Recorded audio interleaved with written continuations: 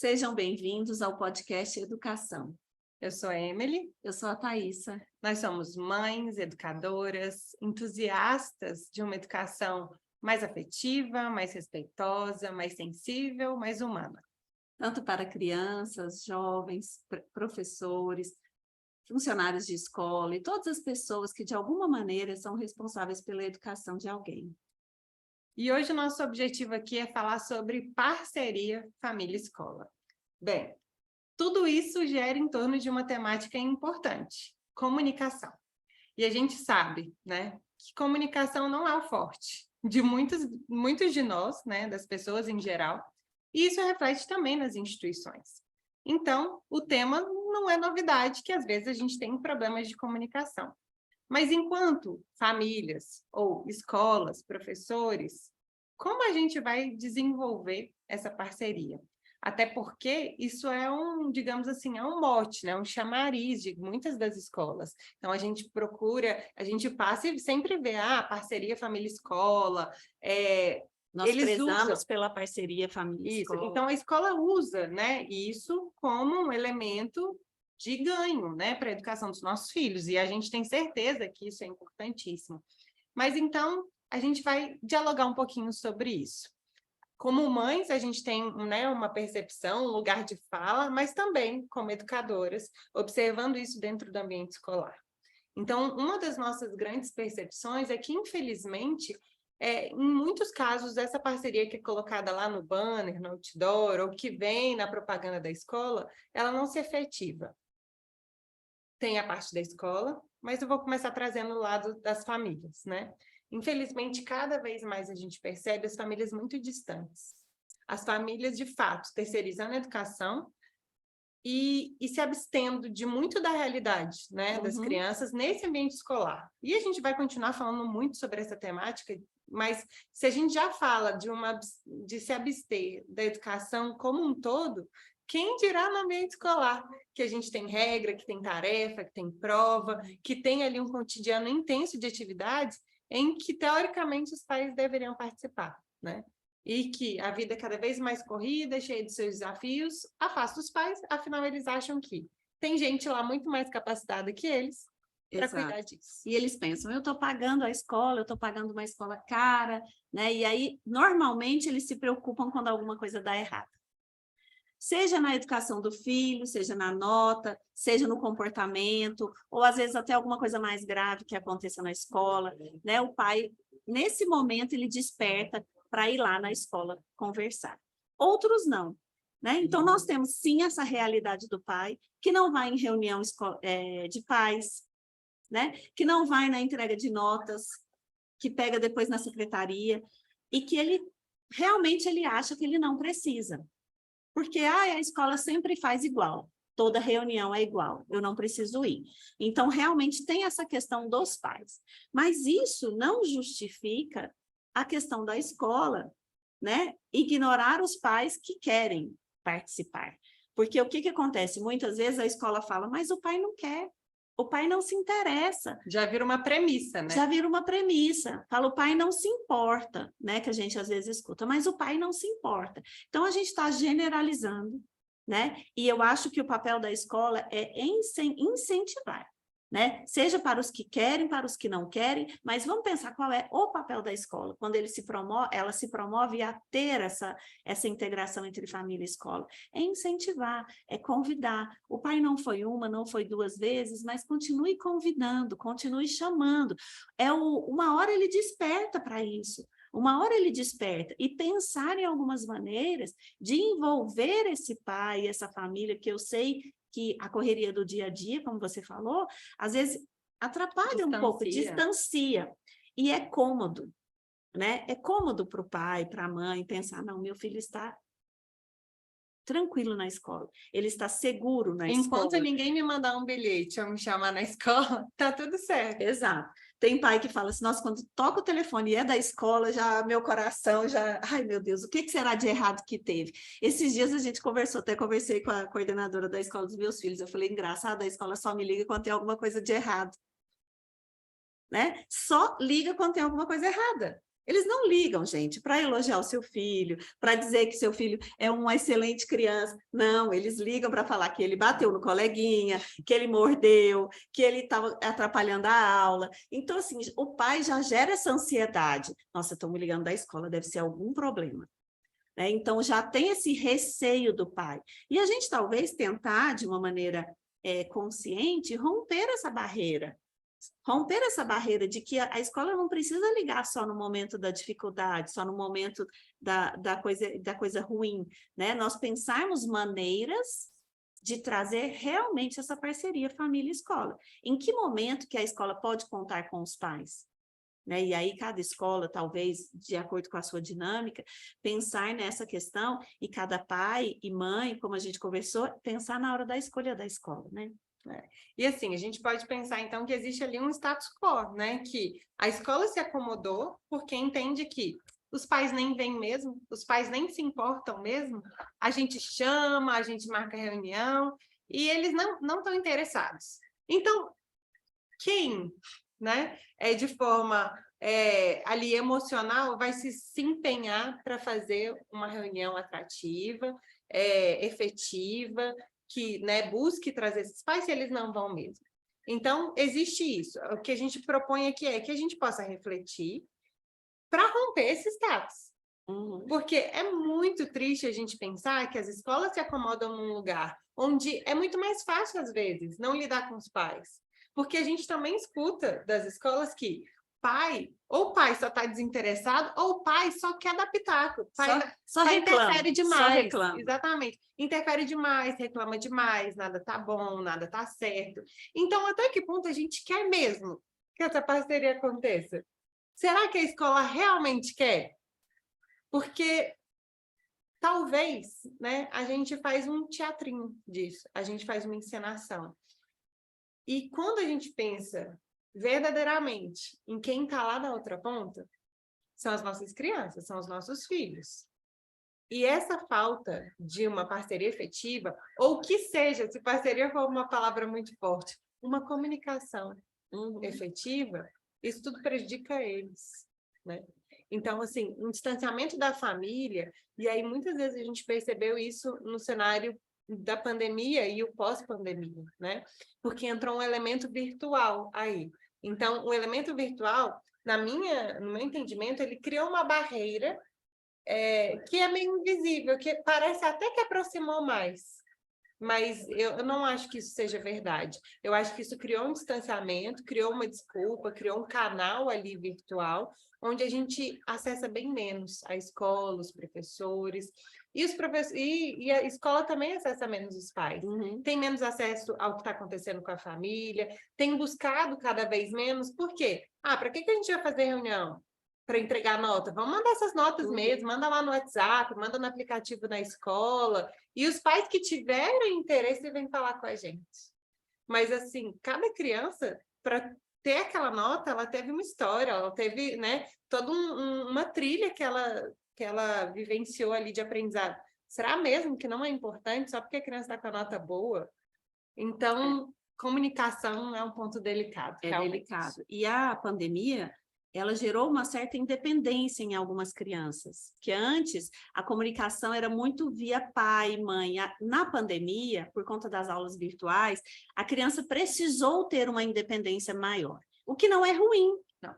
O que é bom, mas a criança precisa de acompanhamento. Ela precisa, por mais independente que ela seja, gente, por mais inteligente que ela seja, ela é uma criança. Ela precisa de acompanhamento. Então, a gente pensar no interesse do pai, porque muitas vezes tem estudos também que comprovam que as notas, o desempenho da criança na escola está muito relacionado ao apoio que ela tem em casa, ao incentivo que ela tem dos pais. Então, mesmo diante da correria, dos pais que trabalham o dia todo, você se importar com a agenda do seu filho, por exemplo, o filho tem prova essa semana, porque realmente a gente acha que isso não é uma realidade para nós duas, talvez, porque nós nos importamos e acompanhamos a vida escolar dos nossos filhos, mas tem pai que não sabe se a criança tem prova. Ali as crianças acima de 8, 9 anos, eles não sabem se a criança tem prova, não sabem se tem tarefa. Não, se a criança às vezes fica de recuperação, ele fica sabendo que a escola comunica. Então, assim, eles não acompanham. Então, não é ficar o dia todo com o filho, se você não pode, né? Se você tem trabalho e tudo, mas se importar. Filho, tem prova? Como foi a prova? Tem tarefa? Gente, não demora 30 segundos, né? Para se interessar. Talvez para mandar uma mensagem, se você não encontra seu filho na hora do almoço, não busca na escola, mas falar, como é que está a semana? Tem prova essa semana? Como que foi a prova? Interagir nessa questão, porque a criança, ela percebe quando o pai se importa ou não. E isso vai fazer a diferença como se diz, na caminhada dela, educacional, de aprendizagem e tudo. E trazer isso, eu achei tão legal quando você fala sobre a criança precisar de acompanhamento, né? Não é à toa que nós, perante a escola, né, e todas as questões legais, nós somos os responsáveis. Se nós somos responsáveis, a gente está entendendo que aquela criança, ela não é responsável por si mesma, ela não tem maturidade para fazer as próprias escolhas, e por mais, né, ali na etapa de pré-adolescência, onde é extremamente importante que a gente permita, que a gente fortaleça a autonomia deles, que eles possam conduzir processos sozinhos, mas que nós nos coloquemos nesse lugar de responsáveis. E aí a gente tem percebido isso, o delegar para a escola ou para a própria criança, todas as rédeas da sua própria educação, por causa dos diversos motivos. Mas, assim, aonde nós estamos com isso? Porque a gente adora receber uma notícia, como aquelas que a gente leu no último episódio, falando assim, a educação do Brasil está em péssimo lugar. Aí a gente olha aquilo e é uma constatação, né? É mesmo, está ruim mesmo. E a gente não sai desse lugar. A gente não parte para ação. A gente nem sequer está envolvido, engajado na realidade educacional dos nossos filhos. Uma das coisas que eu acho mais legal nos países que têm esses índices mais, né, elevados de uma educação de qualidade, tem a ver com uma comunidade escolar forte. Uhum. E aí a gente pode procurar diversos artigos onde esse é um dos elementos que faz com que aquela escola, né, aquela realidade, e aí quando a gente pensa num todo, aquele país tem uma educação de qualidade. Porque as pessoas verdadeiramente se importam. Claro que existem exceções em todo lugar, né? A gente não está aqui para generalizar, nem que os pais não se importam, nem as escolas, nem nada disso, mas mostrar que a gente fala de educação a um nível global. E a gente está falando de educação de qualidade, o que a gente gostaria para os nossos filhos, isso requer uma sociedade que se importa. Uhum. Então, se os pais que se importam continuarem sendo exceção, a gente realmente vai continuar lendo notícia de, nossa, o Brasil está nos últimos 10 do ranking de educação. E vai falar assim, é mesmo. Se nós pegarmos os países com uma educação, né, as melhores educações do nosso planeta, digamos assim, né? Vamos pensar a realidade desse país. Aí existe a parceria família e escola? Existe. Não é assim, a escola é a melhor do mundo, eu vou deixar meu filho lá às 8 da manhã, buscar às 4 da tarde e eu não me importo. Não é essa a realidade. E será que os pais lá não trabalham? Porque tem essa desculpa também, né? Não, pai, é tudo muito ocupado. Não tem horário para marcar reunião de pais. Por quê? Porque o pai tem que entrar no trabalho, o pai não pode sair no meio da manhã, então, assim, a escola não tem horário. Exato. Então, gente, será que nesses países os pais não trabalham? Eles trabalham. Ou será que é prioridade, né? Exato, é uma questão de prioridade, se nós formos pensar, igual no Canadá, nos Estados Unidos, alguns países da Europa, existe a comunidade de pais. Eles participam das apresentações de final de ano, né? Eles participam de alguns eventos dentro da escola, então existe uma participação ativa, e esses pais, eles têm ocupação, eles têm emprego, eles têm trabalho, eles têm empresa, eles têm outras responsabilidades, mas eles encaram a educação dos filhos como uma prioridade. Então, eu acho que nós só conseguiremos, porque eu acho que a educação no Brasil, ela precisa de uma reformulação. Né? Se nós pensarmos no ranking que nós estamos aí, a gente não dá para acomodar, gente. Não dá para acomodar e dizer, tá tudo bem. Tá tudo bem. As crianças estão indo para a escola, elas estão aprendendo, e aí não está tudo bem. Então, ela precisa de uma reformulação. E essa conversa não precisa vir de cima para baixo, ela não precisa vir do Ministério da Educação para poder descer para a Secretaria da Educação, não, ela pode começar na sociedade. Na sociedade, uma conscientização de que é preciso reformularmos a nossa educação. E, é difícil, é uma utopia, é um ideal, mas é do ser humano, gente. E já vamos foi idealizar. utopia em vários países que cresceram em níveis de educação muito mais que a gente, porque eles começaram, né? Então, assim, dói muito para o coração de uma mãe ou de educadora a gente pensar assim, gente, por mais que nós busquemos o melhor, façamos o melhor para os nossos filhos, tenhamos condições de buscar boas escolas, isso não está de longe, isso não é uma realidade no nosso país. E até quando a gente vai ver o nosso país nisso? E aí é muito triste, a gente ainda vai falar em outros vídeos sobre isso, pensar assim, que quando a gente leva às vezes isso para a escola fala assim, mas é o sistema, né? O nosso sistema tem falhas. Mas aí a gente observa, sim, o sistema tem falhas, e como a Thaís acabou de comentar, não precisa vir de cima para baixo. Até porque se chegou em cima, alguém levou. Mas e se mais pessoas se colocassem num lugar de protagonistas? E aí a gente pretende fazer outro vídeo falando desse protagonismo, porque a gente está falando, tem vários vieses, mas nesse momento o professor como protagonista dessa educação que ele acredita. Porque ele não virou professor à toa, gente. No nosso país, ninguém vira professor porque quer ganhar dinheiro, porque quer ter uma vida linda, confortável, ficar rico, ninguém vira. Ele virou professor por um objetivo, por um ideal, que eu entendo que ele tem que ser maior do que essas questões materiais. Sim. E aonde que a gente perdeu, né? Assim, aí sim eu vou generalizar, esse ideal, porque nós, enquanto professores, educadores, a gente tem um papel de protagonista para mudar as coisas. Sim, existem as limitações e os engessamentos do próprio sistema, mas a gente também está ali numa posição de desafiar muitas vezes, de questionar, e não simplesmente abaixar a cabeça e falar, é isso mesmo. Até que vem uma ordem, a gente não pode mudar. Eu acho que é um comodismo geral dos pais, dos professores, das escolas, né? E nós precisamos, o nosso intuito é começar esse diálogo, gente. Não é que a gente está querendo aqui mudar o mundo, mudar o Brasil, mas começar esse diálogo de nós sairmos da inércia, sairmos do comodismo e começarmos de alguma maneira, como pais, como sociedade, como professores, né? Como coordenadores de escola, a nós começarmos a dialogar sobre isso. Porque já tivemos recentemente aquela reforma que teve no ensino médio, né? Já melhorou, já foi um avanço. Claro que a gente vai aos pouquinhos, mas já foi um avanço. Mas e a educação fundamental? A educação fundamental, principalmente Fundamental 2, ele precisa de uma reforma. Ele precisa de uma atualização, gente. Esse nosso sistema, ele é antigo. Ele é antigo, e aí é uma conversa bem longa de nós falarmos de mudança das gerações, mudança do mundo, que o mundo mudou radicalmente nos últimos 50 anos. E as escolas? Né? As escolas continuam no mesmo sistema. Então, é por isso a nossa ideia dessa conversa é nós despertarmos para esse diálogo, porque só assim nós conseguiremos caminhar um pouquinho.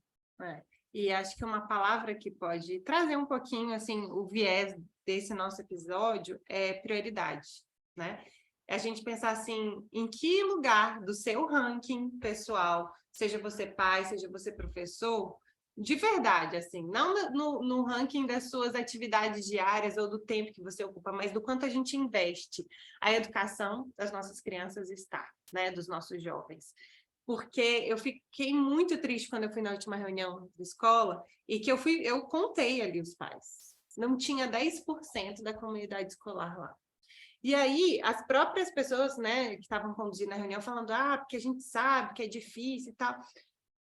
Mas eu fiquei me perguntando assim, quando eu tinha horários rígidos no meu trabalho e tal, quando tinha reunião de escola, se tivesse uma reunião, se alguém marcasse alguma coisa, eu falava assim, hoje é a reunião de escola dos meus filhos. E a reunião de escola não vai ter um horário para mim. Então, eu entendia que aquilo era prioridade. Então, eu comunicava quem tivesse que comunicar. Eu comunicava meu chefe, eu comunicava meus companheiros de trabalho, vou chegar um pouco mais tarde hoje, fico até mais tarde, segura as contas aí para mim. E até que ponto a gente só entende assim, ninguém vai entender. Se o chefe não tem filho, né, não tem essa realidade, ele entende como chefe que as pessoas que estão chegando ali para ele passaram por uma escola, ele passou por uma escola. E a gente precisa dar prioridade para isso, nos nossos compromissos, sejam profissionais, sejam familiares. e trazer um pouquinho a nossa responsabilidade, né?